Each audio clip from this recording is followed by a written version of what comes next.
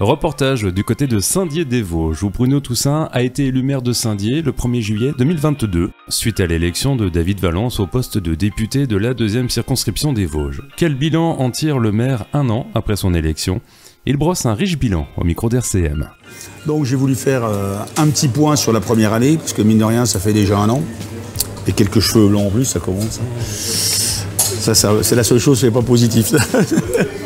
C'était le 1er juillet. C'est le 1er juillet, voilà. Donc je vais revenir un petit peu sur les points sur lesquels on a travaillé, sur lesquels je m'étais engagé lors de l'élection. Donc déjà un maire de proximité. C'était un des points que je tenais. Et pour ça, on a fait pas mal d'activités et de choses avec la permanence donc, du maire ou des adjoints les samedis matins en mairie. Les réunions publiques dans tous les quartiers depuis septembre donc 2022, où on tourne tous les 2 mois dans différents quartiers. On va terminer le premier cycle au mois de décembre pour attaquer un nouveau cycle l'an prochain. Ma présence maintenant donc tous les 4e vendredis du mois sur le marché. C'est une volonté également d'aller à la rencontre des Léodaciens et que les Léodaciens puissent discuter avec le maire. Ce qu'on a voulu, c'est un magazine municipal plus lisible, je dirais, et plus clair qu'on a mis en place avec notamment une partie DataShop, qui est la programmation donc, de toutes les manifestations. Je pense que c'est utile que les gens puissent avoir un programme détaillé et chronologique. Voilà, ça c'était une volonté. J'ai également un dialogue que j'ai instauré, que j'ai mis en place avec les syndicats donc, de la ville et avec les 2 groupes d'opposition. Je les reçois une fois par semestre dans mon bureau pour un dialogue sans ordre du jour qui dure 1 heure, 1 heure et demie en fonction des idées de chacun. Et également en interne, ce que j'ai souhaité faire, ça c'est un reste de l'armée, qui m'est revenu, c'est que chaque nouvel agent qui arrive pour un contrat supérieur à 6 mois, je le reçois dans mon bureau pour qu'il se présente, qui se présente à moi, que moi je le connaisse également et savoir un petit peu à qui j'ai affaire. Quand tu croises un agent dans la rue, dans un bureau, c'est bien de savoir quel est l'interlocuteur et pour eux et pour moi. Voilà. Donc au niveau proximité, c'était un des points sur lesquels j'avais insisté et que j'ai tenu dès le départ. Je m'étais également engagé au niveau des travaux de faire de la voirie pour cette année 2023, 2022-2023. Donc il y a eu l'enrobé, donc bien sûr complet, qui a été refait sur le quai Jeanne d'Arc, on en reparlera tout à l'heure. La réfection sur laquelle on est en train de travailler de la rue L'Artillerie, ainsi que la partie jusqu'à la vanne de pierre. La réfection donc de la rue de la Gare, qu'on est en train de terminer, qui devrait être finie fin juillet, début août. On travaille actuellement, les appels d'offres sont lancés pour la rue de la Ménantie. On ne l'a pas oublié, mais on ne peut pas tout faire en même temps parce qu'on ne peut pas boucher la rue d'Artillerie, la rue de la Gare et la rue de la Ménantie, ça ferait trop de cirque au niveau de la ville. Donc on travaille sur la rue de la Ménantie, les travaux commenceront au 2e semestre comme prévu. On a fait à la demande des secours la réfection du chemin qui monte à la Roche-Saint-Martin. C'était indispensable parce que les secours n'y arrivaient pas. Et vu l'état du parc Jean-Monsuy et de la pelouse, voulu refaire de la pelouse avec les restrictions qu'on a d'arrosage, etc., on a préféré dans un premier temps mettre en place un sable rosé, comme vous l'avez vu, sur la première partie du parc entre la mairie et la tour, de manière à avoir quelque chose de propre et d'accueillant. Et on met un peu de verdure avec les bacs à fleurs qui sont mis. Voilà, au niveau des travaux, les principaux points.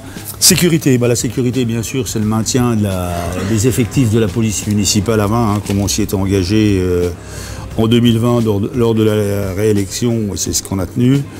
Sécurisation des élèves au niveau du lycée Jules Ferry, même si ça a fait couler beaucoup d'encre, c'est très très efficace. J'en ai encore parlé hier avec la proviseure avant-hier avec la proviseure de Jules, elle m'a dit c'est réellement une bonne chose. Il n'y a plus de jeunes qui traînent sur le bord de la route et c'est beaucoup plus sécurisant. Et les riverains en sont contents également. On a fait également, bien sûr, l'obligation de tenir les chiens en laisse, qu'on a eu pas mal de petits soucis depuis des années sur la ville. On continue à augmenter les nombres de caméras, bien sûr, ça ne change pas. On travaille sur la mise en place d'une zone 30 en ville avec non seulement le groupe de la majorité, mais avec les oppositions, bien sûr, et les associations, les auto-écoles, les ambulances. Plusieurs personnes sont associées de manière à que ce ne soit pas une décision du maire ou du groupe de la majorité, mais une décision collégiale. C'est ce qu'on a voulu. J'avais fait une lettre au ministre, bien sûr, et ça j'y tiens, au ministre de l'Intérieur, concernant la BAC. Hein, et cette demande a été reprise par le député, et c'est ensemble qu'on a réussi à avoir de bonnes nouvelles. Comme quoi il ne faut pas travailler toujours seul non plus, il faut savoir travailler en équipe. Hein, mais il ne faut pas avoir peur d'attaquer à haut niveau pour avoir des résultats. Les finances, bien sûr, on a continué donc la gestion rigoureuse et le redressement des finances de la ville, hein, où on avait un désendettement d'1 million par an, et l'an dernier on a désendetté d'1,4 million. Hein, la commune, donc on continuera dans la politique des 3 années à venir, bien sûr, ce désendettement de minimum 1 million par an. Comme je l'ai dit, on a fait une priorité, bien sûr, à la voirie pour l'instant. Pour pas augmenter les impôts, parce qu'il faut le dire clairement, hein, ni baisser les subventions aux associations, bon, on a été obligé, en fonction de l'augmentation des coûts, de diminuer l'éclairage et même de le couper dans une grosse partie de la ville à partir de 22 h le soir. Et comme je l'ai annoncé au dernier conseil municipal, on travaille sur une possibilité donc d'avoir un éclairage la nuit sur Saint-Dié, mais à 30% de la puissance. Hein, ce que je rappelle, les impôts ont été baissés en 2014 à notre arrivée de 5%, locaux et fonciers à l'époque, et depuis ils n'ont pas augmenté. Le cadre de vie, on en a longuement parlé tout au long de l'année. Hein, ça rentre dans le cadre de la propreté. J'avais dit que je voulais une ville propre, on se bat, c'est pas facile. Tout seul, j'y arrive pas, et j'en profite pour rappeler que les trottoirs, c'est pas à la ville de nettoyer et de désherber les trottoirs, c'est aux riverains de le faire. La ville nettoie à partir du moment où on arrive sur la chaussée. Le reste, c'est pas à la ville.